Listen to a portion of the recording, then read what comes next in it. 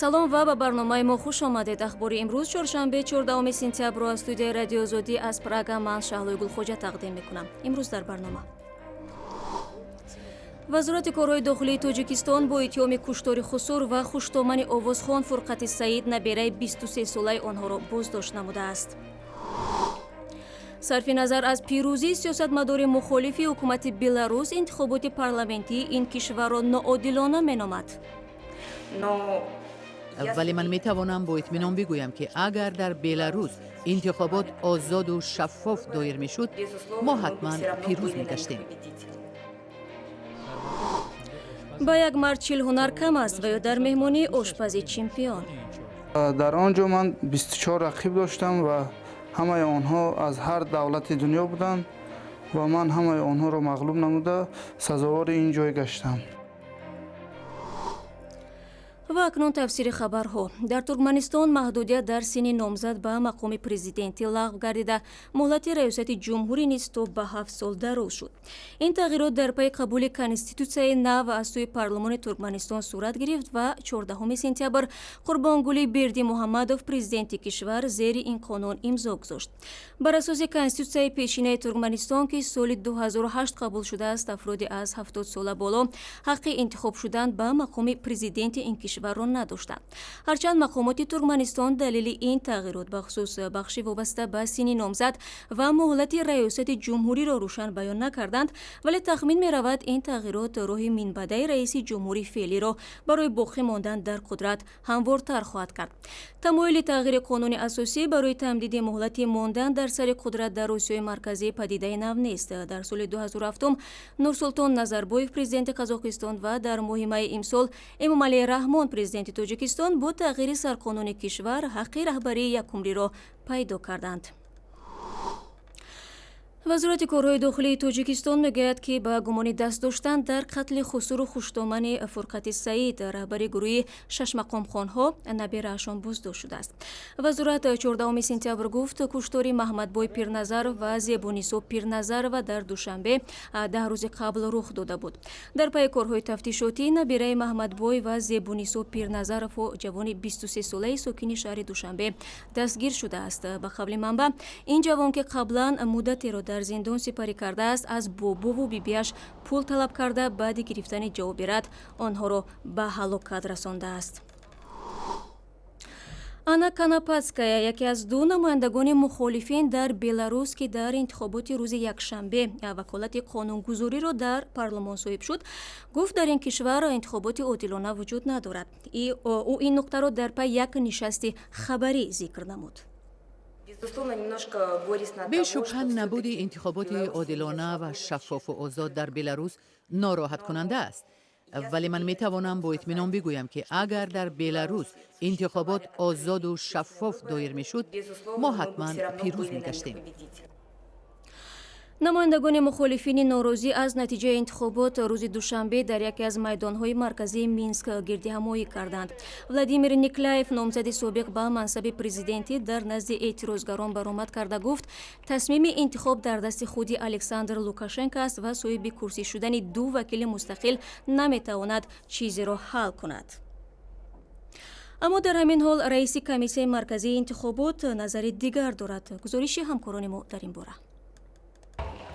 در انتخابات روز یکشنبه برای اولین بار در 20 سال اخیر نمایندگان مخالفین به پلته پایانی پارلمان بلاروس راه یافتند.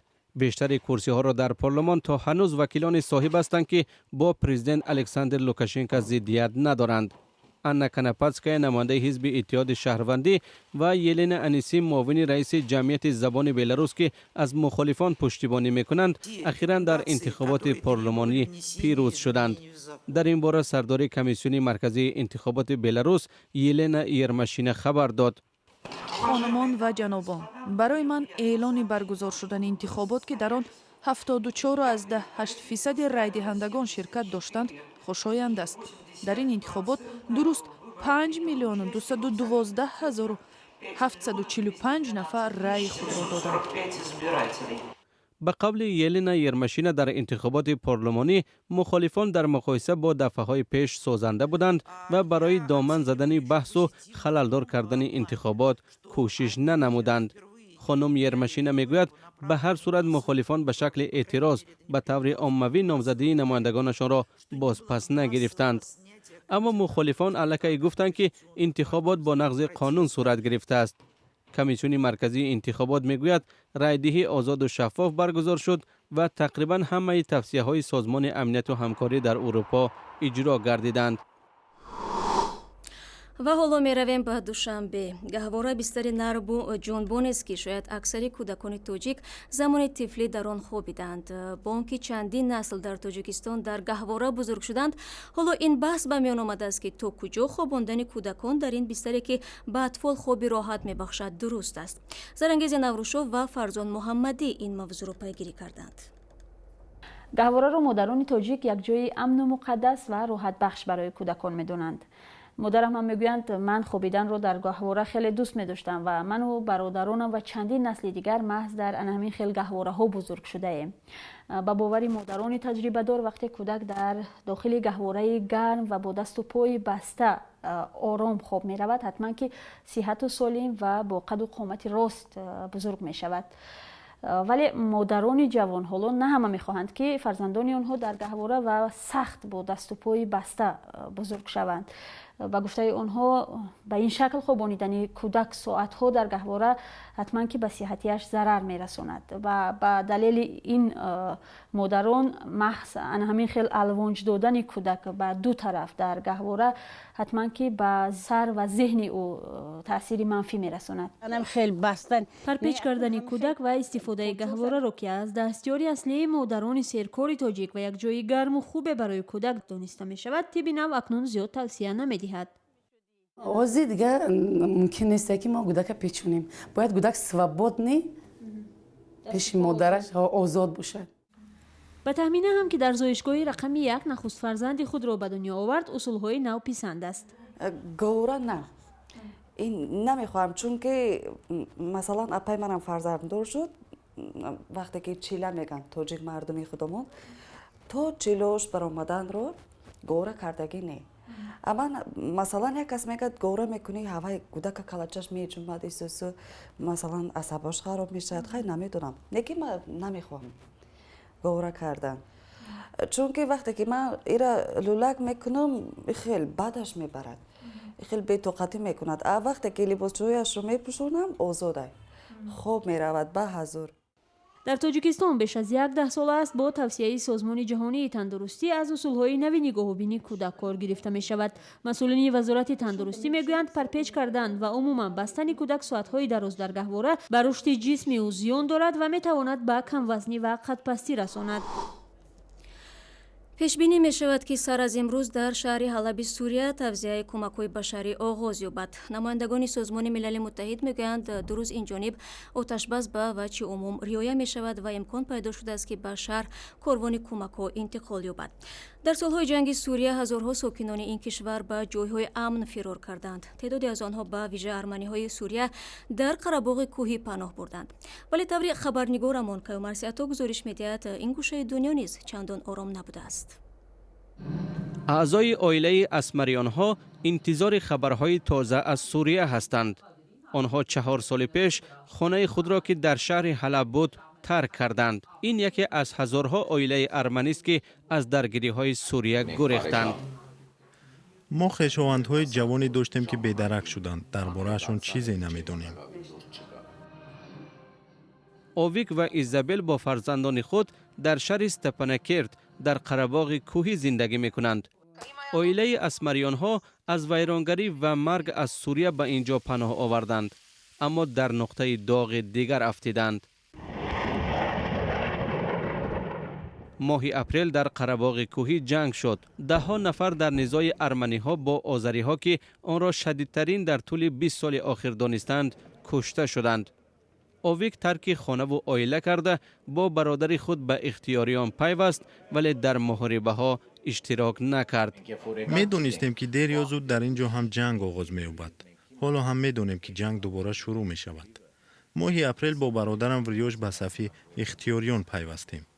سال 1915 هم در زمان قتل عام ارمنی ها بابای او از ترکیه به سوریه گریخته است. ماه سپتامبر سال 2012 هم اویله اسمریان ها به سمت مقابل یعنی از سوریه به طرف ترکیه فرار کردند. تا مرز ترکیه رفتیم. پرچم ترکی رو دیدیم و خوشنود شدیم. این غیرعادی می نمود. هیچگاه تصور نمی کردم که با دیدن پرچم دشمن سابق خود احساس امنیت می کنم. از آغاز نزاع در سوریه 18,000 ارمنی با همین شیوه جان خود را نجات داده به ارمنستان آمدند. قریب نصف از آنها در آنجا ماندند و باقی مانده به کشورهای دیگر کوچ بستند. به گفته مقامات ارمنستان فقط 90 نفر از گریزه های سوریگی در قره‌باغ کوهی مسکن اختیار کردند. اویک زنبور پرور شد و وریج مکانیزاتور است. آنها آدمان مغرورند، زمین دارند، شهروند ارمنستانند و خود را گریزن نمی حسابند. هر صبح ساعت 6 برادران به صحرا می برایند.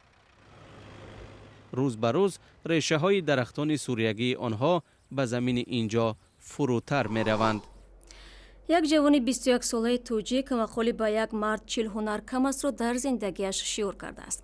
اگر آنهایی که پرچم برداری این جوان را در سبقت‌های ورزشی بین‌المللی طریق تلویزیون مشاهده کرده و مبادا او را در چایخانه نامداری راحت در دوشنبه سریدکی آشپزی ببینند نباید حیران شوند.